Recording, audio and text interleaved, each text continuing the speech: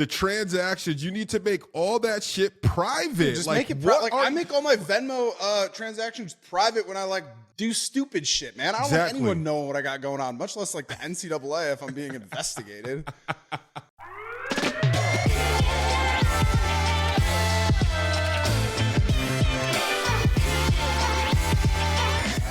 What's up, everybody? My name is Beau Allen, 7-year NFL veteran out of Wisconsin, and I am the Butter King.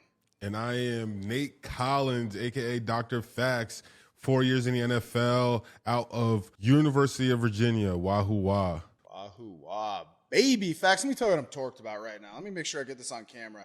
It's a little sweet treat I like to give myself. I call it a Z and Z. You ready? It's a Zevia, preferably a creamy root beer, which is the best flavor, and a coffee Zen, 3 milligrams. It's my podcasting treat, man. It gets me fucking absolutely torqued and ready to pod. I call it a Z and Z. Try it at home. Tweet about it. Tell your friends and family. Sorry, Mom, but this is my little delicacy that I love. Anyway, what are you torqued about, Fax? I am torqued about turkey season. For anyone who knows me, during this time of the year, I help out a local farm here in Crozet, Virginia. Get them ready for harvest season of their turkeys. The brand is called Kelly Bronze, one of the most expensive turkeys in the country. If you guys want to check it out, kellybronze.com, promo code DrFax10.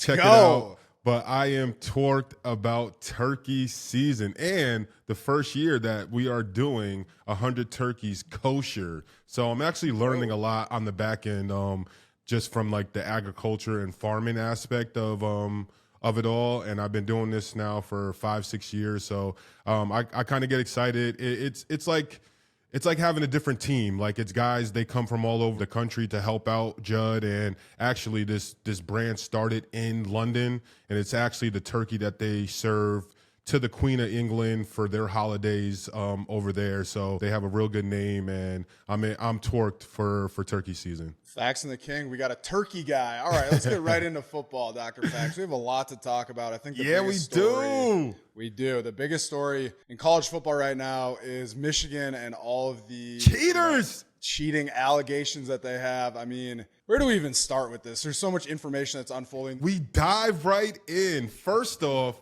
everyone that's towing the line about what's cheating and what's not and what's acceptable and what's not, get out of here. More and more information. I love that more and more information is coming out about this. And this is like great. This is the type of like later on, hopefully we're going to get a backstory like a 30 for 30. And this is like sitting down drama. And the best thing about this is this guy that's getting called out. What's his name? Connor Stalions. Connor Stalions. He's the fall guy right now, and he's going to break at some point, and I can't wait till that happens. Let me tell you my favorite thing about Connor Stalions. So this is the guy who's allegedly going and basically spying on different teams and their signals and everything like that. My favorite thing about that is Connor Stalions, the suspended Michigan staffer at the center of NCAA's sign-stealing probe, is a retired captain of the U.S. Marine Corps who bragged on his LinkedIn saying, this is so funny, he has a knack for identifying and exploiting critical vulnerabilities and centers of gravity in the opponent's scouting process. In fact, this is the same guy who then proceeded to make a public Venmo transaction to a Michigan recruiting intern with the description GA, a public Venmo, the day before the Peach Bowl between OSU and Georgia. And he also had tickets to 11 Big Ten schools, like, in his name. My guy needs to do some self-scouting and self-scout his own critical vulnerabilities because he is horrible at this, dude. I love this. I love this because people like this who think they're really, really smart, a lot of times they lack common sense. And that's just common sense. Like, you have to know that Venmo or a money app like that, the transactions, you need to make all that shit private. Just make it private. I make all my Venmo transactions private when I like do stupid shit, man. I don't want anyone knowing what I got going on, much less like the NCAA if I'm being investigated. But I'm actually gonna take a different stance on this, Fax. Like, I don't give a fuck. I'm going to be honest. This does not bother me. I don't give a fuck about my this. thing is, I don't understand why so many people are taking that stance and they're saying that they don't care. Like, I don't know if it's just that it's Michigan and they're already got in trouble for cheating and all these different scandals, buying cheeseburgers, whatever it may be. But it's just... it's cheating, and my standpoint is, when do we think about the players and when does it become a safety issue? Because if you know my plays and you call the perfect blitz and or like you get my quarterback's head taken off calling the perfect play at the perfect time, I don't like that aspect. And what makes me feel that way is Greg Schiano a few games ago at halftime when they're playing Michigan, he even says there's something weird going on out there. I don't know what it is, but there's something weird going on. And I just don't like that maybe other coaches in the moment can feel like, hey, this isn't really right. And that means that you guys are really in depth using this information that you quote unquote are getting from cheating. Well, I think the big thing too is, Michigan has had an unbelievable season so far. They're second in the latest AP poll. They absolutely blew the brakes off of Michigan State over the weekend. And what does this scandal do to discredit their successful season? I feel for those guys because, like, how are you in the locker room as a player? What are you thinking? Like, is this all for naught? Are all these wins going to be forfeited? Like, what are the results of this going to be? Bottom line is, dude, I don't give a fuck, man. Every team does this. Like, they obviously are not wise about it. You can't say that. You can't. True, we can't say that unless more Conspiracy guys get caught. Facts. Everyone's doing it, man. Come on. But look, like I said, this is the bottom of it, and maybe this guy, he knows about other guys doing this for other teams.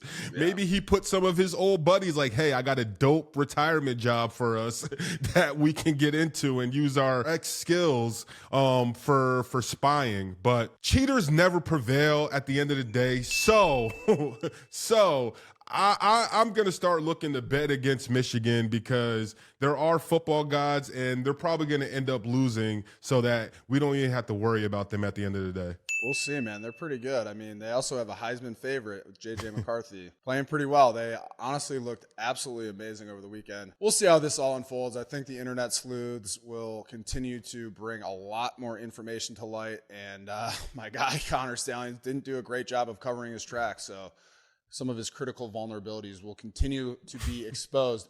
All right, Fax, moving on. Let's keep it in the Big Ten. Let's talk about Penn State versus Ohio State. Ohio State won that game. Obviously, it was actually the highest rated game of the week with almost 10 million viewers, 9.955 million viewers. And it was a good game. What'd you think?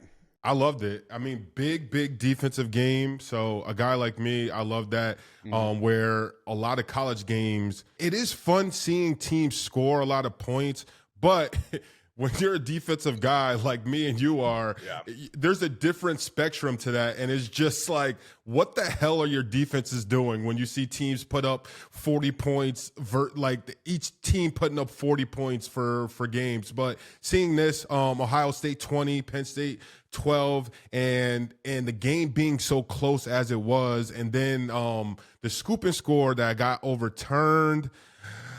Oh, man, I hate seeing things like that. But all in all, I think it was a good call. But I think this is a game that's going to go – it's going to be very, very critical for the end of this season, what goes on. And I'm interested to see how Penn State bounces back from this. Yeah, and Maserati Marv.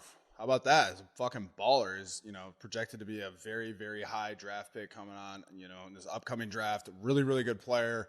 He had 11 receptions for 162 yards and 1 TD. And Ohio State looks really good. It'll be fun to watch the upcoming rivalry matchup between Ohio State and everyone's public enemy number one, Michigan. Maserati Marv. The announcers were loving saying that. Seriously.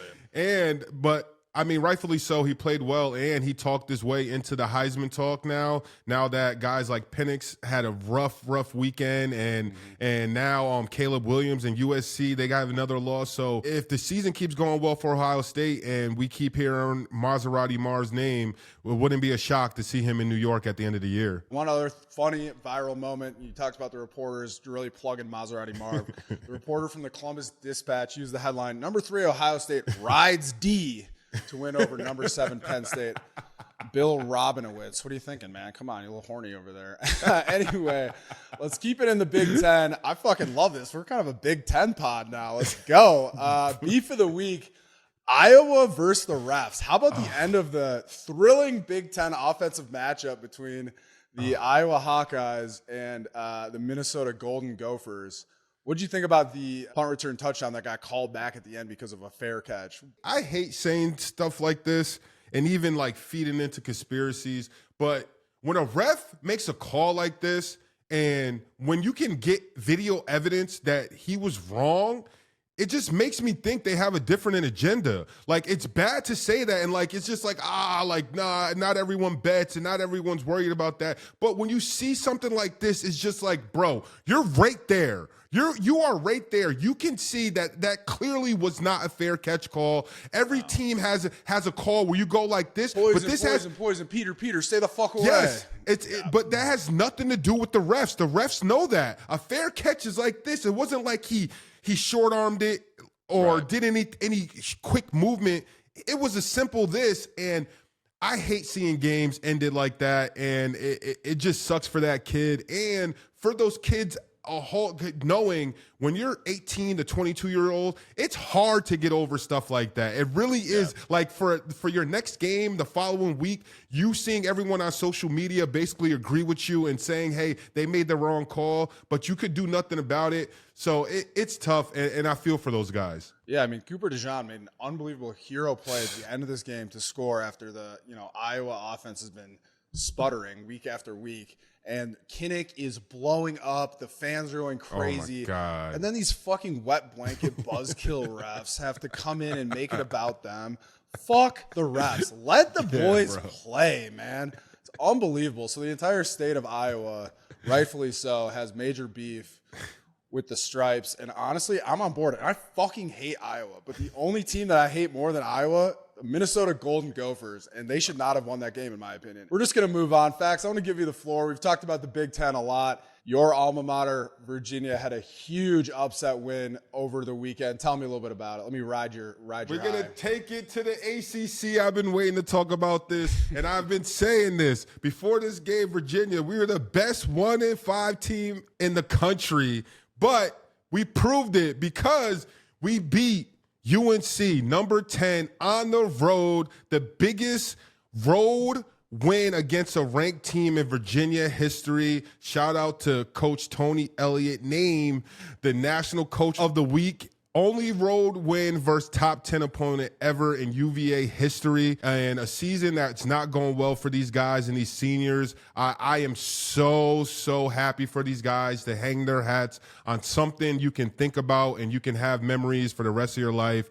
Because after the game, the backup quarterback, Anthony Calandria, he went on live, and I had serious FOMO of after a game being in a locker room after a big win with your fucking boys. It gave me chills. Like that is really what college football is about. When your back's against the wall, we were a 24.5 point dog on the road, and you guys go and get the win. Like the season, I mean, we worry about the Virginia Tech game at Virginia. Like at the end of the year, we can go 0-10 and win that game, but for UNC to be having the season that they're having this year and us to beat them right now and kind of really wreck their schedule up for them and the rest of the season, I'm really happy for these guys, and shout out to them. We were named the Cheez-It Win of the Week. So UVA indeed woke up feeling the cheesiest. I'm feeling the cheesiest.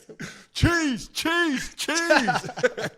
No, but I was excited to be watching that game, and you know how it feels. Whenever you're an alum watching your old team play and you're getting an exciting win like that, and you can see everyone on social media is talking about it, it feels amazing. Hell yeah, brother. Speaking of, Wisconsin had a big come-from-behind victory. I'll talk about that a little bit more with my big man on campus coming up, but we beat Illinois and former Wisconsin head coach Brett Bielema, who was actually my head coach when I was in Wisconsin. So nice. I'm a proud alumni as well, Dr. Fax. All right, let's look forward to the future. Big game coming up with Oregon, currently ranked number 8, and number 13, Utah. Utah is coming off of a huge win over USC and Caleb Williams.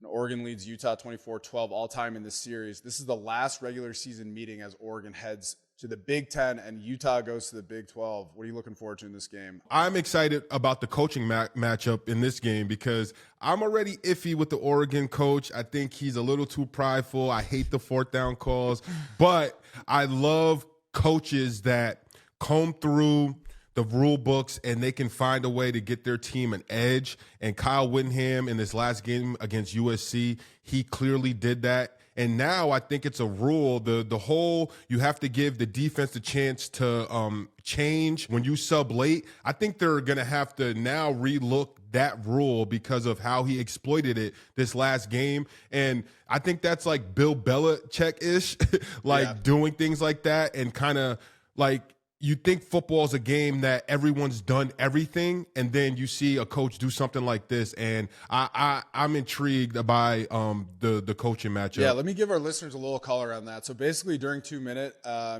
offensively, like you really want to try to get into as much of a rhythm as you can, save as much clock as possible, do everything you can to preserve every single second on the play clock so that you can drive down and score. What Utah did is they ran their fattest, slowest defensive lineman on the field whenever USC subbed, which would be a guy like me and a big fucking nose guard. And those dudes took their sweet time, and the refs had legally had to allow them to get on and off the field safely so that they could sub. And I think we've seen that a couple times over the years, but never has it been so blatant. I love that little bit of gamesmanship. I guess you're not considering that cheating, are you, Fax? But one thing, I think that's great gamesmanship. One thing that I'm looking forward to in this matchup is, checking out Bo Nix, who's I think played really well for the Ducks so far this year. And we're getting to that point of the year where, if you have one, kind of star moment or a big shining moment in a big game, it can absolutely propel you to the top of the Heisman rankings. So I'd really love to see that out of Bo Nix. I feel like this dude has been in college for 10 years, and it's fun to watch him play. I really like Oregon. I like the Ducks. I'm excited to see this matchup. I mean, it'll be fun to watch. This will probably be the game of the weekend, so I'm excited also. And like you said, I think Bo Nix is a great player, and I'm interested to see what they do. And like I said, if their coach, maybe he's learned over the past few weeks, but I'm ready to see them in. And maybe we'll see some defensive plays from those guys, because Oregon doesn't have a bad defense, but they just get so many points scored on them. So it's hard to trust how good they really are when you see that week after week. But maybe this weekend will be different. Exactly. All right, other news. Welcome to our Fast Fax segment. Dr. Fax, take a deep breath because you're going to run us through some of these viral segments and quick hitters, and we're going to do it as fast as we possibly can. Fauché, start the fucking timer, brother. What do you got for me, Dr. Fax? Fast Fax. Okay, I hate to start off on this note, but it has to be talked about. What the hell is going on with your guy, Dabo Swinney? He was asked in an interview if they have psychiatrists or people, the kids to talk to when they're going through slumps, and his response was, "We got him. He's probably on suicide watch right now. You got to keep going." Not a good answer. And me being a father now, I would say if I'm a parent with a kid on that team, I hope by now I would have gotten some type of explanation and an apology for being insensitive. Next thing up, we have the announcers of the Boston College Georgia Tech games. They may very well be Fax and The King listeners because he dropped the torque word during the broadcast, and I was excited to hear it. That makes me torqued, Fax. I was torqued to hear it myself. Stache Hartman, the Notre Dame quarterback heartthrob, shaves his beard. shaves his beard. How do you feel about that? You're a big Stache guy. Hey, I'm a big Stache guy. I think he looks fucking good. He's got unreal confidence. In order to rock a stash, you need to really be feeling yourself. He's feeling himself. Move on, Fax. What else we got?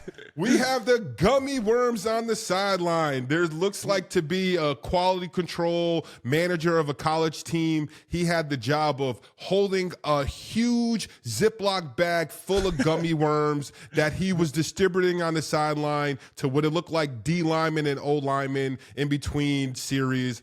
How do you feel about that? I fucking love that, man. I'm a big gummy worm fan. I fucking love candy. Low-key addicted. I'm on candy band right now. Speaking of mustaches, that guy absolutely had a fucking killer mustache also, and he had a sick swag about him. He's the gummy man. I love it.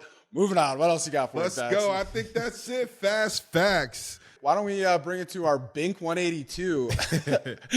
Bink 182, baby. So for everyone that doesn't know, Dr. Fax has coined this term, getting binked, when you get lit up on the field. My Bink for Bink 182 is the late night field storm. This video is hilarious. I think we see all the time. Like we've talked about fans that storm the field after big wins and stuff. This was at Alabama. A fan stormed the field and got absolutely fucking lit up by a security guard. You like lined him up from like 10 yards away. There was no one there. It was late night after the game, and this guy got absolutely smushed. He got binked. Got Bink. My Bink 182 this week is Michelle Powell versus running back Jordan James, the Washington cornerback. He hit this dude so hard. And as an ex-player, there's certain hits that it's just textbook, and it's honestly, they'll be on all teach tapes because he kept his head out of it and he literally put his shoulder pad through his sternum. And it's one of those hits that you watching it, it almost makes you lose breath and the hair like runs out of you. But he definitely got binked. And also, leading into the next segment, I'm going to say this. Thanks to Cam Brate, again, my goddamn wallet got binked again listening to his goddamn bets. That's my Bink 182 for this week. And I'm going to let Cam in a little bit know how I feel about that. Welcome back, Cam Brate. 9-year NFL vet, played all those years, Tampa Bay Bucks. We, we're a college football pod, but we like to sneak in some NFL talk every now and then. But we're only allowed one hit, so welcome to our NFL one hitter, where we talk about one thing from the NFL. Let me spark this up. I'll start us off. My favorite thing from the NFL this weekend was the Eagles rocking the Kelly green jerseys on Sunday Night Football. They got a huge win over the Dolphins, and they looked fucking awesome. I'm so pissed I never got to wear those Kelly greens. They looked fucking dope. I would have really liked to have worn them. You would have looked really good in the Kelly green, Beau. That's what I think, Cam. Thank you. Yeah, you would have looked good. No, it looks like a Hulu Sports commercial. I'm going to take it over from here. My NFL one-hitter this week goes to Tyrod Taylor, first black quarterback to win a game for the Giants in their entire franchise history, almost 100 years. So my one-hitter is going to him. Shout out to him, even though he was a Hokie, still showing love. Shout out to you, Tyrod Taylor. Bro, hold on. Tyrod Taylor, do you guys know his touchdown interception in the pros? No, what is it? Absurd. It's like 70-20 touchdown to interception. Really? It's unbelievable. Yeah. Shout out to Tyrod Taylor. Great quarterback. NFL one hitter. Something I didn't like from the NFL this week. Derek Carr, worst teammate in the NFL. Bro, it is so hard to watch that dude play football. Like, I think what happened is, like, you've been riding the Saints all year, bro. All year. So I've watched all their games. And so, like, I was kind of a Derek Carr stan going into this year. And what I think happened is, like, the past couple of years, he's like, man, it's not on me. Like, my coaches suck. Like, whatever. And now he went to New Orleans and his team is sick. And he realized that he is the problem. How about that deep him ball, trying though? to wrap his head around it? Unbelievable. Like, Olave is not there's an off corner. Like, dude, he's running a go. Like, insane watching him play football. I think Olave could have just sped up a little bit for that ball. Yeah, sped up. Or slow down. So the one thing I do like about it, though, we are getting closer to J-Boo time in New Orleans. Let's go. Jameis time. Truly, unironically, one of my favorite teammates. An unbelievable dude and so funny. But, like, hard fucking worker, works his ass off. a guy who like you feel like is in your corner, an absolute hype king, like will always gas you Yes. up, and truly one of the funniest individuals I've ever been alive. Bro, So funny. I've never met him, and like he is one of my favorite. He's similar to what Lance Stevenson is to the NBA, and I love that this is a Jameis Winston pod. This is a J-Boo pod. This is Jameis. Jameis would blow on a guy's face, bro. Please come on the pod, man. Fax, you would fucking love him. All right, no more NFL talk. The suits are going to get pissed at us. Cam, Dr. Fax has some words for you. You got the floor here, Fax. Bro, your bet, I'm telling you, bro, I was all for Beau he said he had a friend. He's really into the betting game, and this is what he does. And bro, I don't know, man. I've been tailing these bets. I've been fading these bets. I've tried everything. I've tried absolutely everything, and I've come to the conclusion that like you're really bad, man. And like, and I think we're doing you like a service that right now, like we're not tallying up scores, but man, like, is this week? Is it gonna change? No, it's guys. I put at least double the amount of time into my research this week. At least double. Don't tell me that. Don't tell me that. Bro, these picks this week, I feel good about. I feel good about these picks, Fax. Hell yeah, brother. And I did hit on Iowa, Minnesota under. Yeah. That was a big hit. Yeah. That was a huge hit. Huge hit. Huge hit. Bro, I think I've gone 2-3 the past like 4 weeks. So here's the thing, bro. Do you understand? Like maybe you should model your picks this way. Maybe you don't have to do so many picks. You understand we're doing parlays. Maybe we need to let you pick two small just parlays. Yeah, because there are parlay all 5 of these. Yeah, I like it. That doesn't work. That doesn't work. And then you bragging about one thing hitting on a 5-pick parlay is absolutely absurd, bro. Like, anyway, I think we should get into the picks. All right, let's get into this week's. Cam, you got the floor. I just want to let you know, if Fax didn't make it very clear, this is a big week for you, buddy. What do you got for us? Huge week, and I'm here to deliver. Fuck it, parlay it. All right, here we go. I'm going Florida plus 14.5 versus Georgia. I'm going Rice plus 11.5 versus Tulane. Wyoming plus 5 at Boise. Oregon minus 6.5 at Utah. And Iowa State minus 2 at Baylor. What about NFL? We'll give you one NFL. Oh, man, well, I can't bet the Bucs game. Oh, I can't just say what I'm going to say about the Bucs game, so I won't say anything. You worried about Joe Bucks fan coming at you? Joe Bucks fan, man. He's on me.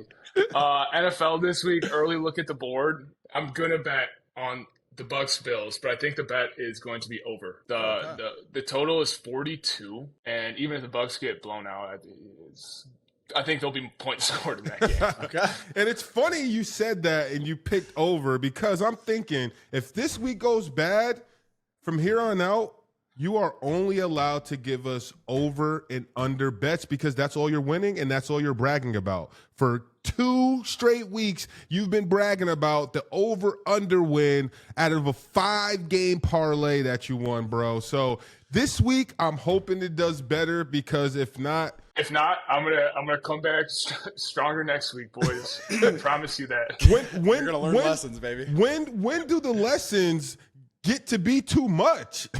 2024.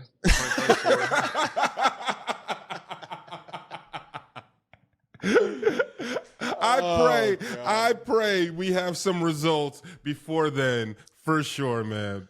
This is the week, guys. Don't fade me. I feel good about these picks. I feel good about it, too. I just want to let you know, we talked earlier on the show about the Michigan staffer that was caught publicly Venmoing people for his illegal activities. Off air, Fax said that he was going to Venmo request you for some of these parlays that didn't hit. So if you see that notification on your Venmo, just know that's from Fax. All right, that's fair. Wait, on the Michigan thing, dude, all-time porn star name from the staffer, Connor Stallion. Love that guy. I fucking love that take. Connor Stallion, bro. Dude, this dude was just buying tickets with his credit card. I know. Like, bro, on like StubHub. Yeah. Like, what an unsophisticated plot. What are they doing? I love it. Like, no idea. I said this earlier. He's a former Marine Corps guy, and he like was bragging about his skills in espionage. He's like Johnny Sins, dude. Connor Stallions, former Marine, Oh man, astronaut. that's great. Oh, handyman, you can do it all. Pizza delivery guy. All right, Cam, this has been absolutely amazing. I think you got some really good picks, dude. I, for one, Thank you. I've been standing. How are all you your seeing the picks. board, Beau? Oh, bro, my vision is clear. All right. You seeing it good? All right, good. Fucking bastard. Good. All right, get the fuck out of here, Cam. Thanks for coming All right. on. I'll talk to you later. Appreciate you, Kim. See you boys. All right. All right, thank you so much, Cam. Always a pleasure to have you on. You know, numbers guy out of Harvard. Got a big week coming up for you, but what we didn't tell Cam is that we are so not confident in his picks that we are literally going to take his exact picks and flip a coin, and it's going to be Cam versus the coin this week, and there's going to be some major repercussions if Cam gets outperformed by random chance. So moving on. Let's bring us to the big man on campus. We talked about this briefly, but Dr. Fax and the Butter King, our colleges, had big weeks. Some big wins for Wisconsin and Virginia. So we're doing a special alumni edition of Big Man on Campus. These are guys that played really well and are walking around Charlottesville and Madison with their chest puffed out. So my big man on campus, big man on Madison, is sophomore offensive lineman for Wisconsin, Nolan Rucci, who scored a go-ahead touchdown as a big man, kind of snuck out there, tackle eligible, and got the score to propel the Badgers with a huge win over Illinois and my former head coach at Wisconsin, Brett Bielema. I just think Big Six, such a fun, fitting way for Wisconsin to, have a come from behind victory, especially over someone that used to coach at Wisconsin. Give the fucking big man some love.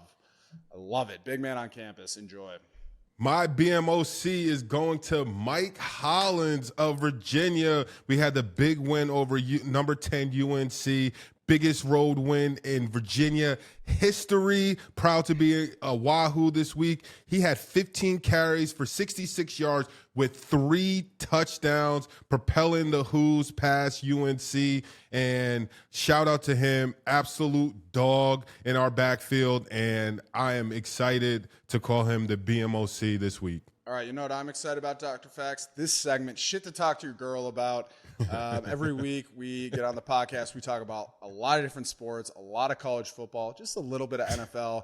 And people that are listening, they listen to this like, what the fuck am I supposed to talk to my girl about? Well, the Butter King, I got you. As of Monday, the 23rd of October, we have officially entered Scorpio season. So if your birthday happens to fall on November 14th, that means you're deeply a Scorpio. Is the Metro in Gatorade right now? The Metros and Gatorade. Actually, Fax, let me give you a little bit of info on this.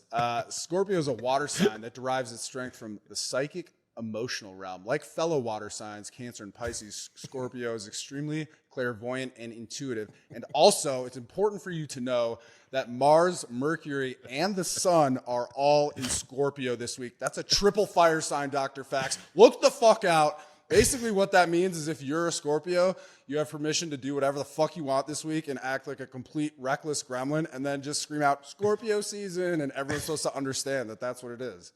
It's because everything, all the fucking astrology, all the stars and the moon and Jupiter, it's just giving you crazy energy. What's your take on girls asking you about your sign?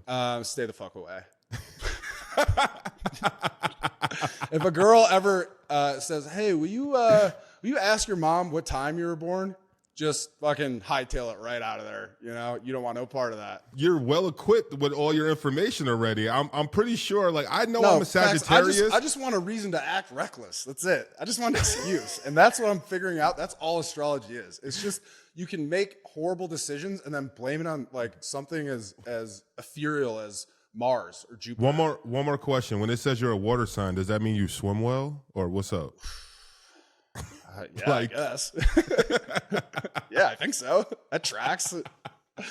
Let me check my my star chart real quick. Yeah, yep, you're right. That's what it is. All right, let me sign us off here. Been a great pod. At the end of the day, if you get caught acting a little bit reckless, going to all these college games, publicly Venmoing people about your illegal activities, just blame it on Scorpio season. Like, comment, and subscribe. Make sure you guys tune in every Wednesday to the Fax and the King on all social media platforms. Appreciate you guys.